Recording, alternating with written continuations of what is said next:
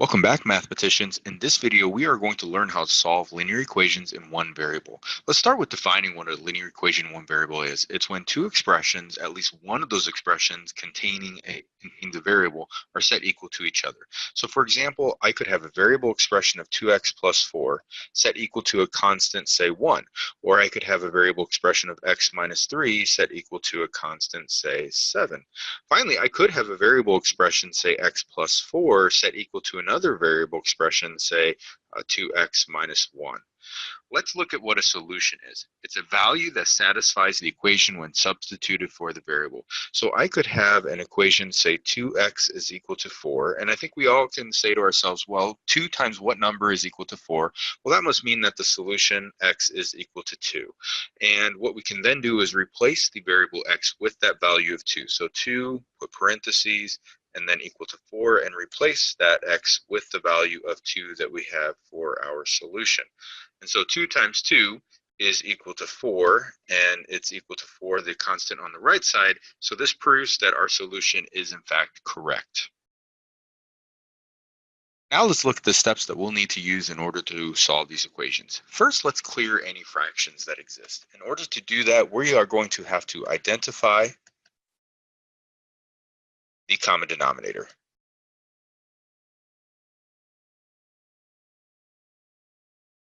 And once that common denominator has been identified, we're going to multiply the entire equation by the common denominator, and in doing so, we will clear all those fractions. Next, let's simplify each side individually. So there's two strategies we're going to use to simplify each side. The first being the distributive property,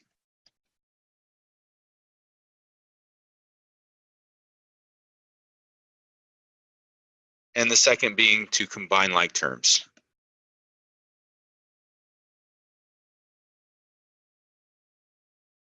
Next, we're going to add and subtract to gather variable terms on one side and constant terms on the other side. So if we have an equation, say 2x plus 4 is equal to 6x minus 1, we need to gather the variable terms on one side and gather the constant terms on the other. So let's move the variable terms to the right.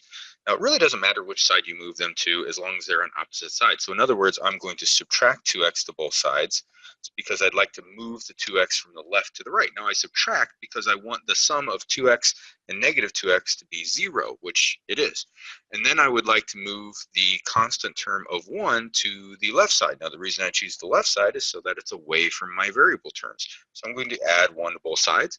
And again, the reason I add 1 is so that the sum is 0 on the right. So what I get as a result of this work is 5 on the left and 4x on the right. So now I have, again, all my variable terms gathered on the right and the constant terms on the left. Next, we're going to multiply or divide by the coefficient of the variable. Now we do this so that way we can get a coefficient of 1. So let's take our previous example, and this is 5 is equal to 4x, and we would divide by 4 to both sides because 4 divided by 4 is 1. And so we would have 1x is equal to 5/4. Now traditionally we don't write it with the 1. We just eliminate the 1 from this process and just say x is equal to 5/4. But our goal is to find out what 1x is equal to. Now let's use what we've learned so far to solve these two equations. The first one, we are going to distribute the 2 to both the terms inside the parentheses and the 3 to both terms inside the parentheses to get 6 plus 4x is equal to 3x minus 12. We then want to, again, gather like terms to one side or the other. So in other words, let's get the variable terms to one side and the constant terms to the other. So I am going to subtract 3x from both sides. And as a result of doing that, the 3x cancels out on the right side because 3x and negative 3x have a sum of 0.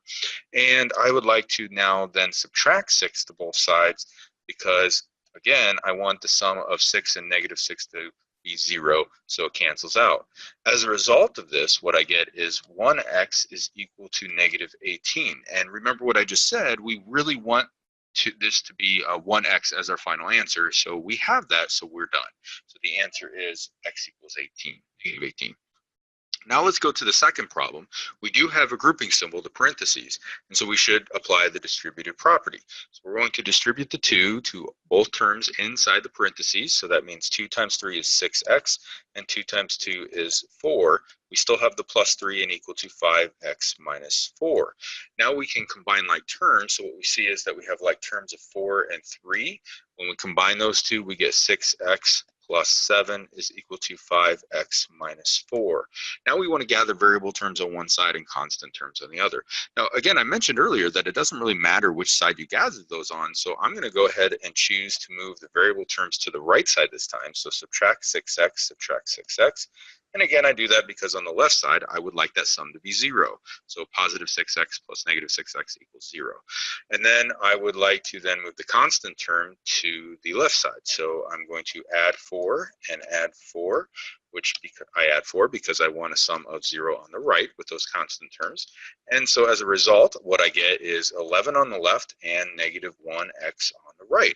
Now again, I want positive 1x, so now I have a coefficient that is not 1, and what I'd like to do is divide by that coefficient, negative 1, because I know that negative 1 divided by negative 1 is 1. So I have 1x is equal to negative 11.